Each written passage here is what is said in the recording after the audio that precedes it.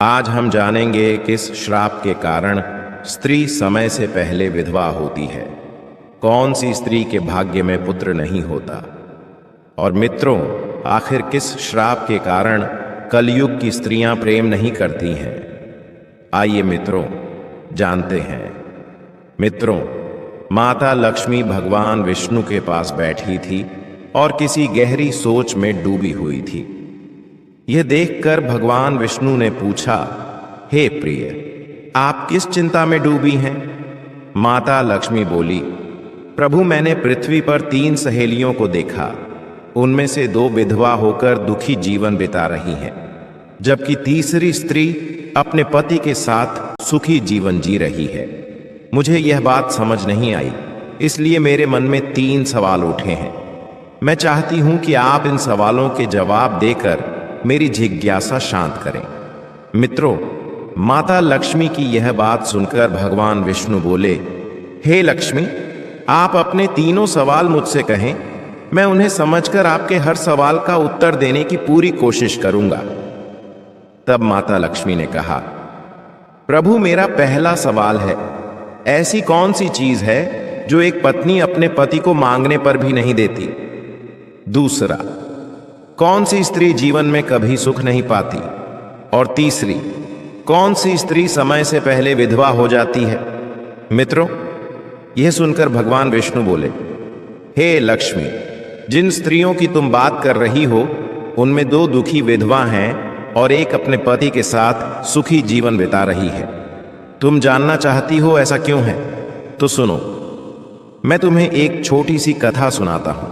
इसे ध्यान से सुनना, क्योंकि अधूरी कहानी सुनने से अधूरा ही ज्ञान मिलता है जो जीवन में कभी काम नहीं आता। तुम्हारे सभी प्रश्नों के उत्तर इसी कहानी में छिपे हैं। अगर ध्यान से नहीं सुना तो कलयुग की स्त्रियां अपने पति को संकट से नहीं बचा पाएंगी। हे प्रिय, तुम्हारे सवालों के जवाब तुम्हें जरूर मिलेंगे, और जो भी इस कहानी को सुनेगा उसे भी संतोष मिलेगा। मित्रों, माता लक्ष्मी ने कहा, प्रभु, मैं आपकी बात से सहमत हूं, आप कहानी सुनाइए।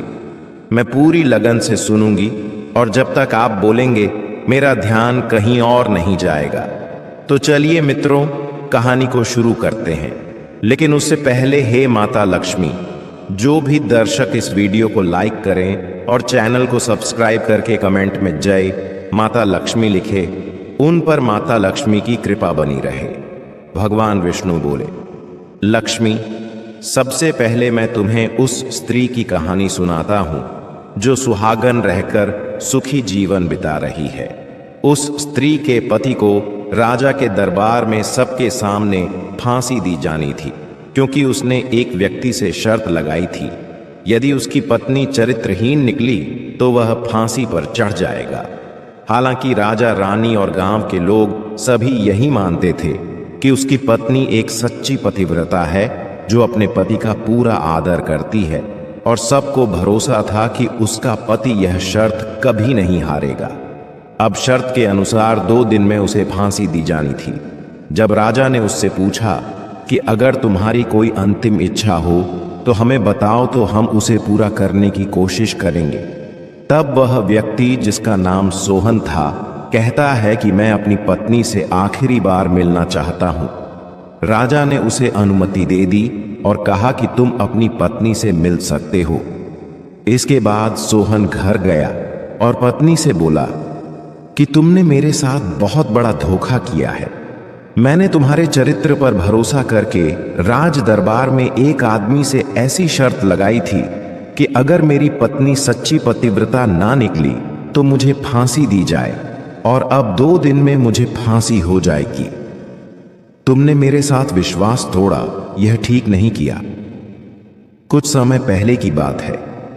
एक नगर में सोहन नाम का आदमी रहता था। उसे अपनी पत्नी पर पूरा विश्वास था कि वह पतिव्रता है।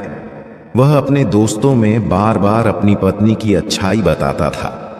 नगर के लोग भी उस पत्नी को देखकर हैरान रहते थे कि इनके घर में इतना प्यार और सुख कैसे है, और उनके घर का दिया हमेशा कैसे जलता रहता है। यह बात धीरे धीरे पूरे नगर में फैल गई और एक दिन राजा के कानों तक भी पहुंच गई। राजा और रानी को जब इस परिवार के बारे में पता चला तो उन्हें भी बड़ा आश्चर्य हुआ। एक रात राजा अपनी रानी के साथ महल से नगर की ओर देख रहे थे। उन्होंने देखा कि नगर के बाकी घरों में दिया बुझ चुका था, लेकिन सोहन घर का दिया अभी भी जल रहा था। तब रानी ने राजा से पूछा कि स्वामी, इन दोनों के बीच ऐसा क्या है कि इनके घर का दिया अब तक जल रहा है?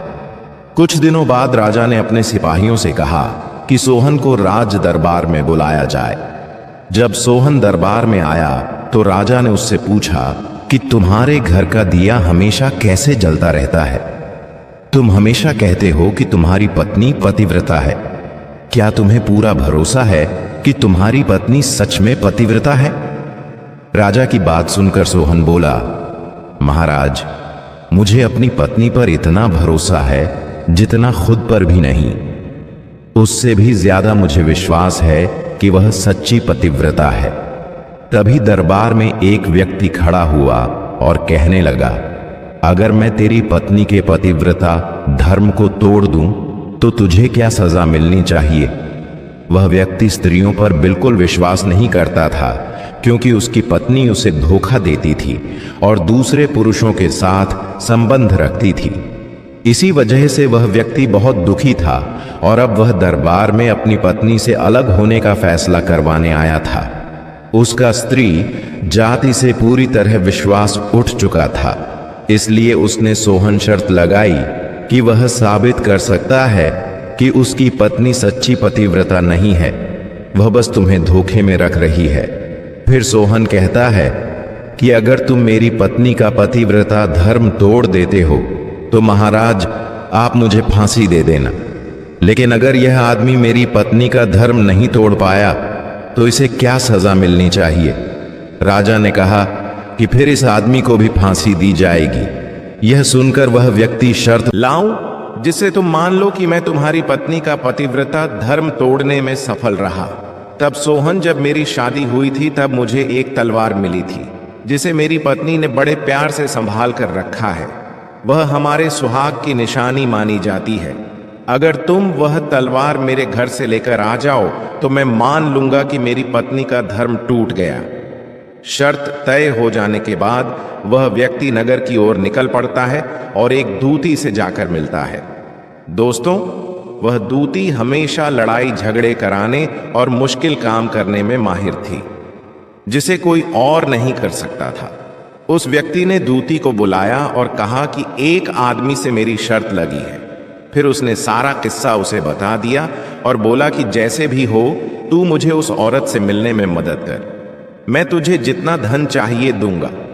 दूती ने उसकी बात सुनकर कहा, भाई तू उस औरत का नाम भी मत ले। वह औरत पूरी तरह पतिव्रता है और उसकी सच्चाई की चर्चा पूरे गांव में है। वह अगर जान गई कि तू क्या करने आया है तो लोग तुझे छोड़ेंगे नहीं, तेरी खाल उतार लेंगे। यह सुनकर वह आदमी डर गया और सोचने लगा कि अगर शर्त हार गया तो राजा मुझे फांसी दे देगा।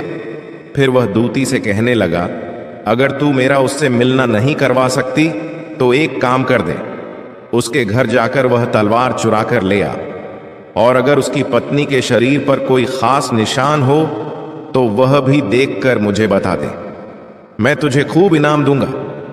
दूती को बात समझ में आ गई और उसने कहा, ठीक है, मैं तुम्हारा काम कर दूंगी। फिर वह सोहन के घर पहुंची और उसकी पत्नी से बोली, सोहन कहाँ है? क्या आप उनकी पत्नी हो? गांव में आप दोनों की चर्चा बहुत सुननी है और मुझे जानकर बहुत अच्छा लगा। दूती ने कहा, मैं सोहन की बचपन की दोस्त हूं। हम दोनों ने बचपन में बहुत समय साथ बिताया है और आज मैं बहुत सालों बाद गांव लौटी हूं तो सोचा सोहन मिल लूं। और उसने पूछा कि सोहन है, वह दिखाई क्यों नहीं दे रहे? तब सोहन की पत्नी ने कहा, वह कुछ काम से शहर गए हैं, 3-4 दिन में लौट आएंगे। यह बात दूती को पहले से ही पता थी। फिर सोहन पत्नी ने कहा, आप अंदर आइए, मैंने आपको कभी देखा नहीं इसलिए पहचान नहीं पाई। उसने दूती का बहुत आदर सत्कार किया, लेकिन उसे क्या पता था कि यह औरत उसके साथ धोखा करने आई है। इस प्रकार वह दूती उस पतिव्रता स्त्री के साथ बैठकर बात कर रही थी। कुछ समय बाद उसने उस स्त्री से पानी मांगा और जैसे ही वह पानी लेकर आई तो दूती ने चालाकी से पानी का गिलास उसके कपड़ों पर गिरा दिया, जिससे उसे कपड़े बदलने पड़े। जब वह स्त्री कपड़े बदल रही थी तब दूती ने चोरी से कमरे में झांक कर उसके शरीर के पास का निशान देख लिया और उसी समय तलवार भी चुपचाप लेकर वहां से निकल गई। फिर वह दूती उस आदमी के पास गई और तलवार उसे दे दी। साथ ही उसने यह भी बता दिया कि उस स्त्री की जांघ पर तिल है। उस आदमी ने वह तलवार लेकर राजा के दरबार में पहुंच गया और बोला, महाराज, मैंने सोहन की पत्नी के साथ 2 दिन बिताए हैं और यह तलवार उसी के पास से लाया हूं। राजा ने दरबार लगाया और सोहन को बुलाया। फिर उस व्यक्ति से कहा कि वह तलवार सभी के सामने दिखाए। उसने तलवार दिखाई और उस स्त्री के शरीर पर तिल की जानकारी भी सबके सामने रखी। यह सुनकर सोहन को यकीन हो गया कि उसकी पत्नी का पतिव्रता धर्म अब टूट चुका है। राजा ने 2 दिन बाद मोहन को फांसी देने का आदेश दिया और फिर उसकी आखिरी इच्छा पूछी। तब सोहन अपनी पत्नी से मिलने गया। उसकी पत्नी ने उसे सारी सच्चाई बताई, लेकिन मोहन को उस पर यकीन नहीं हुआ। वह राजा के दरबार में लौट गया और उसे कैद में डाल दिया गया। उधर सोहन की पत्नी ने भगवान को याद किया और अपना रूप बदलकर राजा के दरबार में पहुंची। वह बहुत सुंदर थी और राजा को नृत्य देखने का शौक था, इसलिए उसने नाच दिखाने की इजाजत मांगी। राजा ने मंत्रियों से कहा कि नृत्य की पूरी तैयारी की जाए। दरबार में सभी मंत्री और राजा मौजूद थे। सोहन की पत्नी ने नृत्य शुरू किया तो राजा को उसका नाच बहुत पसंद आया। फिर राजा ने पूछा, तुम मुझसे क्या चाहती हो? जो भी मांगोगी वह मिलेगा। तब उस स्त्री ने कहा, महाराज, आपकी सभा में मेरा एक चोर है जिसने मेरे पैसे चुराए और अभी तक लौट आए नहीं। कृपया उसे फांसी की सजा दीजिए। राजा ने कहा, बताओ वह कौन है, उसका नाम क्या है? मैं उसे सजा जरूर दूंगा। तब उस स्त्री ने उस आदमी की ओर इशारा करते हुए कहा, महाराज, यही मेरा चोर है, आप इसे फांसी दे दीजिए। जैसे ही उस आदमी ने यह सुना तो डर के मारे कहने लगा, महाराज, मैं कसम खाकर कहता हूं कि मैंने इसका कुछ नहीं चुराया। मैं तो इसे जानता तक नहीं, मैंने आज तक इसका चेहरा भी नहीं देखा है। यह सुनकर उस स्त्री ने तुरंत कहा, महाराज, अगर यह मुझे जानता ही नहीं है तो आप इससे यह पूछो कि यह तलवार कहां से लाया था। मैं उस व्यक्ति की पत्नी हूं जो आपके यहां झूठी बातों की वजह से कैद में पड़ा हुआ है और आप मेरे निर्दोष पति को फांसी पर चढ़ाने वाले हैं। अब मैं आपको पूरी सच्चाई सुनाती हूं। यह जो व्यक्ति आपके सामने खड़ा है, इसने मेरे पास अपनी एक दूती को भेजा था, जिसने मेरी जांघ के तिल का पता लगाया और उसी ने यह तलवार चुरा कर इस व्यक्ति को दी थी। और जब वह दूती मेरे घर आई थी तो उसने कहा था कि वह मेरे पति की बचपन की दोस्त है और शादी के बाद पहली बार हमारे घर आई है, इसलिए मैं उसे पहचान नहीं सकी। और महाराज, मैंने उस स्त्री को बहुत सम्मान दिया, अपने घर में रुकवाया, लेकिन मुझे यह अंदाजा नहीं था कि वह मेरे साथ धोखा करेगी। उस पतिव्रता स्त्री की बात सुनकर राजा ने उस दूती को दरबार में बुलवाया और तब दूती ने सारा सच बता दिया। फिर राजा ने सोहन को रिहा कर दिया और उस झूठे व्यक्ति को फांसी की सजा सुना दी। मित्रों, इसके बाद उस पतिव्रता स्त्री ने राजा से कहा, महाराज, मैं अपने पति से बहुत प्रेम करती हूं, मैं चरित्रवान हूं, मैंने कभी अपने पति का नाम तक नहीं लिया है। भगवान विष्णु कहते हैं, हे लक्ष्मी, अब मैं तुम्हारे तीनों सवालों के उत्तर देता हूं। तुम्हारा पहला सवाल था कि ऐसा क्या है जो एक पत्नी अपने पति को मांगने पर भी नहीं देती, तो वह है गाली। एक सच्ची पत्नी अपने पति को कभी गाली नहीं देती। जो स्त्री ऐसा करती है वह कभी चरित्रवान नहीं होती और वह जीवन भर दुख पाती है। उसका जीवन सुखमय नहीं होता और ऐसे घर में दरिद्रता रहती है। तुम्हारा दूसरा सवाल था कि कौन सी स्त्री जीवन में कभी सुखी नहीं रहती।